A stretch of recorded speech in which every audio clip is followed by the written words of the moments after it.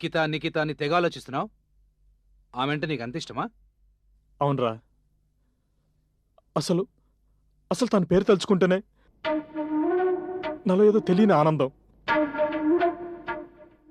అరవిచ్చిన కಳುవల్లాంటి ఆ కళ్ళు,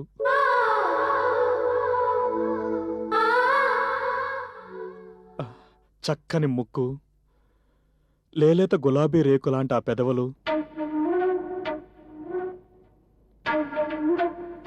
శంఖం లాంటి ఆ కంఠం, పిడికిలికిమిడే సన్నని ఆ నడుము,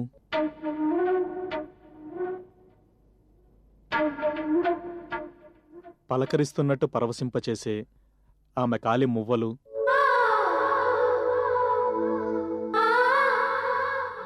అబ్బా, చందమామ లాంటి ఆ ముద్దుల గుమ్మ చెక్కిన శిల్పంలా ఎంత బావుందో చూడు.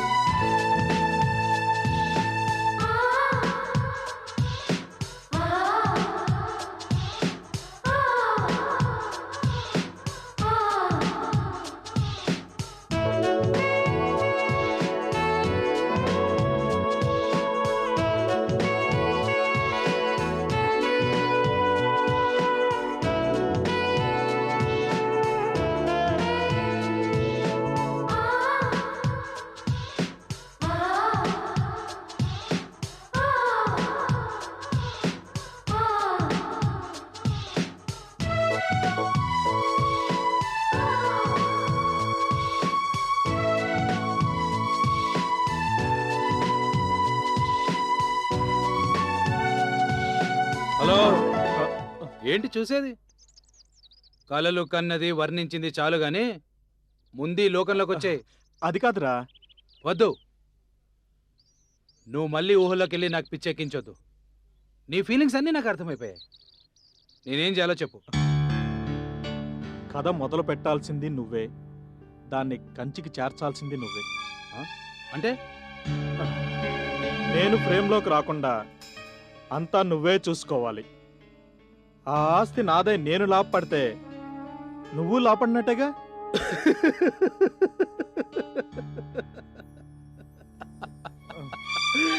ఏంట్రా నువ్వు మాట్లాడితే నవ్వుతావు? ఇంతకీ ఆ నవ్వుకు అర్థం తెలుసుకోవచ్చా? డెఫినెట్గా లాభపడినట్టే అని తెలివిగా చెప్పావు గాని ఆ లాభంలో పర్సంటేజ్ ఎంతో చెప్పని నీ అతి తెలివితేటలు చూస్తుంటే నవ్వొచ్చింది. ఇందులో అతి తెలివి ఏముందిరా? దాంట్లో 20% ఇస్తాను.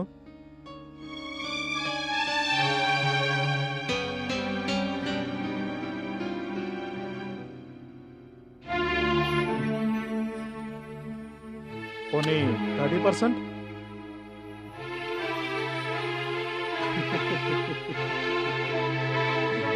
$35?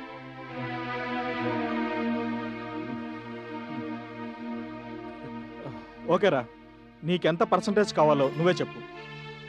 కమాన్. 50%. 50%? అంటే నీకు నాకు ఈక్వలేనా? కాదు, కానే కాదు. నాకు అక్కర్లేనిది నువ్వు కావాలనుకునేది అదే నీ అందాల మరదలు నిఖిత. నీకు ఎక్స్ట్రానే కదా. అయితే మాటలొద్దు బ్రదర్, నా కండిషన్స్ లో మార్పు ఉండదు.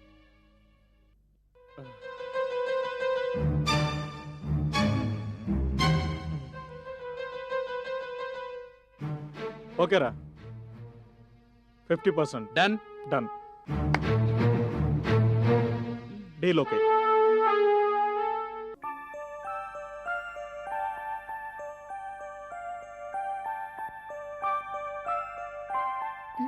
ఏమిటిది? ఎందుకంత ఆశ్చర్యం?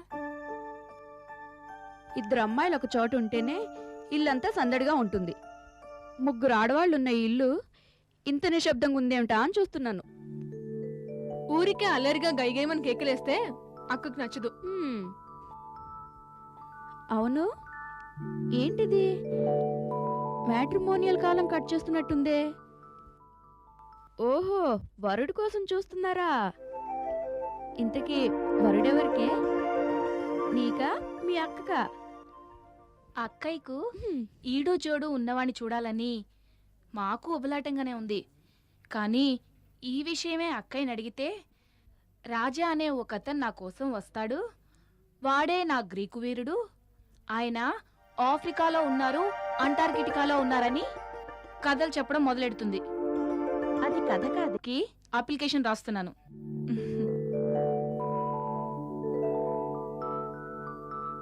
ఏయ్, ఏంటే వాగుతున్నావు? పార్కులు బీచ్లు వెంట తిరిగే ప్రేమ కాదే మా ప్రేమ. అదొక తపస్సు. దయచేసి దాన్ని కించపరిచే మాటలు మాట్లాడొద్దు. నా చెల్లెళ్ళ గురించి నీకేం తెలుసే?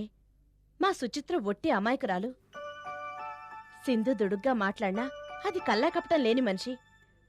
వాళ్ళెందుకు ప్రేమిస్తారు? నువ్వు నా చెల్లెళ్ళ గురించి అలా ఊహించకు.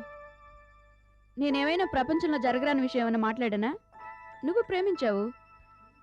ప్రేమ అనేది ఒక తపస్సు అని పెద్ద వేదాంతం మాట్లాడుతున్నావు. నీ చెల్లెళ్ళు ప్రేమిస్తారని ఒక్క మాట అనేసరికి ప్రేమ అంటేనే ఇష్టం లేని దానిలాగా మాట్లాడుతున్నావు. సరే, ఆ టాపిక్ వదిలే. సింధు లాంటి టీనేజ్ గర్ల్స్ సైకాలజీ నాకు బాగా తెలుసు. ఏయ్, బావుండే వాళ్ళని నువ్వే చెడగొట్టేలా ఉన్నావే. నా చెల్లెళ్ళ మీద నాకు పూర్తిగా నమ్మకం ఉంది. అక్క నేను వెళ్తాను.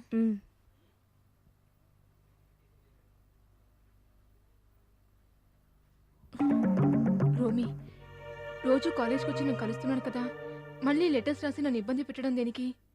సింధు, ఎవరికి లెటరు? మన కాదులే అక్క. ఏమండి, ఈ లెటర్ మాకు కాదు. ఇక్కడ నర్మదా అనే వాళ్ళు ఎవరు లేరు, తీసుకోండి. అది సరే ప్రియా, ఇంకా ఇలాగే ఉండిపోయావు. ఆఫీస్కి వచ్చే ఉద్దేశం లేదా?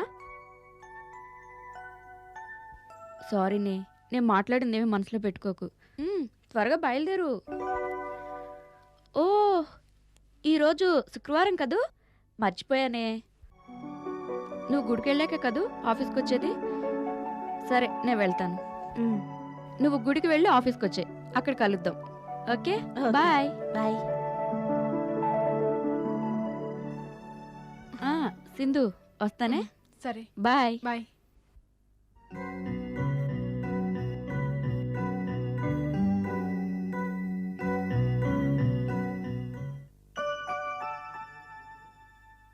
ఈ లెటర్ అక్కయ్య కళ్ళలో పడిందో అంతే సంగతులు.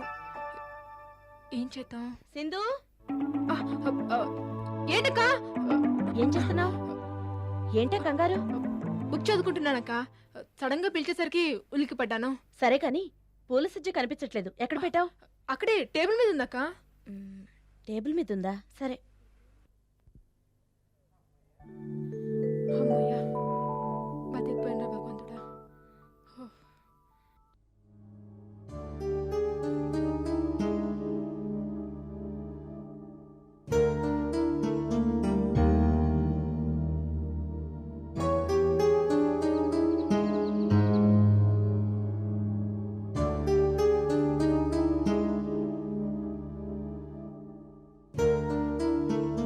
మీరా, మీకు మా వెనకాల నిలబడే అవసరం ఏమిటమ్మా? దర్జాగా ముందు నించోండి. రండమ్మా, రండి.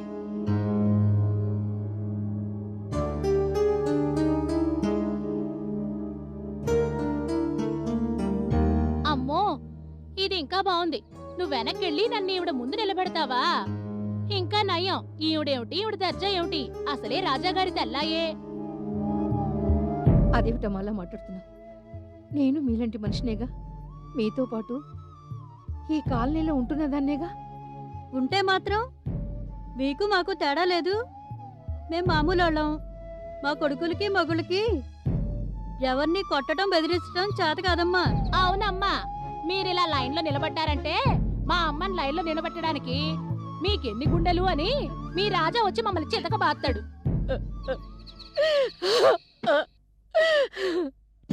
ఏమిటి అలా చేశారు? ఆవిడలా ఏడుస్తూ ఇంటికెళ్ళిందంటే మన పని అయినట్టే. పదండి పదండి. అక్క, అక్క, ఇక్కడున్నాను.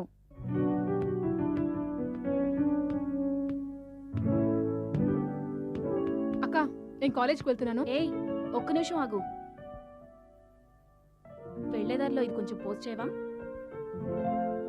ఓహో, ఉద్యోగం చేయడానికి నిర్ణయించుకున్నావు అనమాట. అవును, అక్కయ్య ఏమో ఆఫీస్కి వెళ్తుంది, నువ్వేమో కాలేజ్కి వెళ్తావు.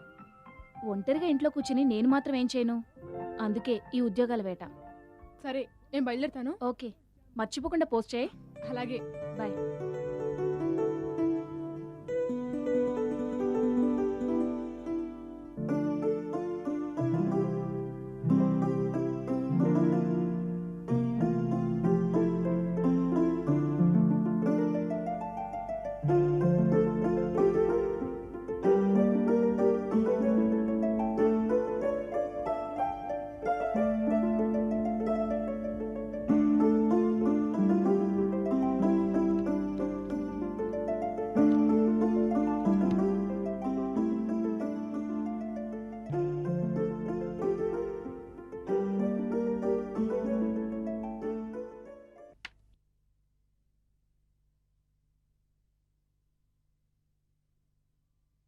హలో మహానుభావ మార్తండ తేజ, ఏంటి నువ్వు చేసిన పని? ఏకంగా మా ఇంటి అడ్రస్ కి లెటర్ రాసావు. నిన్ను మరవలేకపోతున్నాను సింధు, అందుకే అలా రాశాను. నన్ను రోజు కలుసుకుని మాట్లాడుతూనే ఉన్నావు కదా, ఇంకా ఈ లెటర్స్ ఎందుకు? నీతో మాట్లాడి ఇంటికి వచ్చాక నీ జ్ఞాపకాలే నన్ను డిస్టర్బ్ చేస్తున్నాయి. నిన్ను తలుచుకుంటూ లెటర్ రాస్తే చాలా రిలీఫ్గా ఉంటుంది, అందుకనే అలా రాశాను. ఇక మీదట నాకు లెటర్ రాసి ఇంటికి పంపించే పని పెట్టుకోవద్దు. మా అక్కకి తెలిస్తే నా తోలు ఒలిచేస్తుంది బాబు. ప్రేమలో ఇలాంటి అడ్డంకులు ఎన్నో ఉంటాయి, వాటికి మనం భయపడకూడదు సింధు. చాలు, ఆపు నీ అడ్వైస్. ఇక మీద నాకు లెటర్ రాయనని ప్రామిస్ చెయ్యి. నువ్వెన్నైనా చెప్పు, అది నా వల్ల కాదు సింధు. రోజుకు ఒక్క లెటర్ అయినా రాస్తాను. అలాగైతే ఇక మీద నన్ను చూడడానికి రావద్దు. అబ్బా సింధు, ఇంతలోనే అంత కోపమా? లెటర్ రాస్తాను అని చెప్పాను కానీ పోస్ట్ చేస్తానలేదుగా. అలా ఉత్తరాలన్నీ రాసి నా దగ్గరే పెట్టుకొని మన పెళ్ళైన తర్వాత అవన్నీ నీకు చూపిస్తాను, సరేనా? ఏం చేసుకున్నా సరే, మా ఇంటికి మాత్రం ఉత్తరం పంపకుండా ఉంటే చాలు, సరేనా? బాయ్.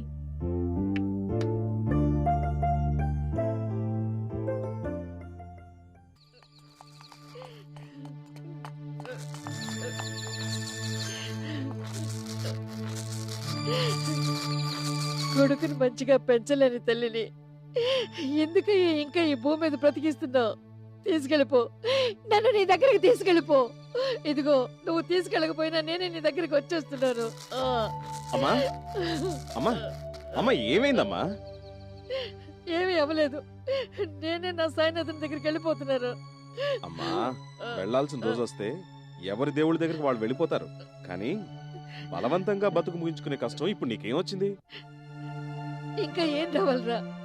కొడుకుని రవడిగా పెంచిన ఉత్తమ తల్లినని బిరుదొచ్చింది. రోజు రోజుకి కొడుకు చేస్తున్న అల్లర్లు ఎక్కువ అవుతున్నాయని తెలిసి కూడా మందలించకుండా వింత చూస్తున్న కసాయి తల్లినని వీధిలో అందరూ నన్ను అభినందిస్తున్నారా. నన్ను చూడగానే ఒక రాక్షసుని చూసినట్టు భయపడిపోతున్నారు. అర్థం లేని సత్కారాలతో ముంచె తేలుస్తున్నారు. ఎవరు ఎవరు నీకు ఇలా బాధ కలిగేట్టు మాట్లాడింది? వాళ్ళ నాలుక చీరేస్తాను. చేరేస్తాం, ఎంతమంది నాలుగులను చేరేస్తాం. మంచినీళ్ళు కూడా దగ్గరికి వెళ్ళిన అదే మాట, రేషన్ షాప్కి వెళ్ళిన అదే మాట, పాలబోతికి వెళ్ళిన అదే మాట. అసలు అనని వాళ్ళే లేరు. ఎంతమంది నోళ్లు మూయిస్తావు? ఎంతమందినైనా ఎదిరించొచ్చు, ఎంతమంది నోళ్ళైనా మూయించొచ్చు. అయినా వాళ్ళేదో అన్నారని మనం ఫీల్ అవడం ఏంటి? వినేవాళ్ళుంటే అనేవాళ్ళు అంటూనే ఉంటారు. లోకులు కాకులని నీకు తెలీదా? అయినా ఈ పనికి మాలిన సమాజం కోసం మనం ఎందుకు ఆలోచించాలి? ఎందుకంటే ఈ సమాజంలో మనం బ్రతుకుతున్నాం గనక. బతికినంత మాత్రాన ఈ అడ్డమైన జనాల గురించి ఆలోచించాలా?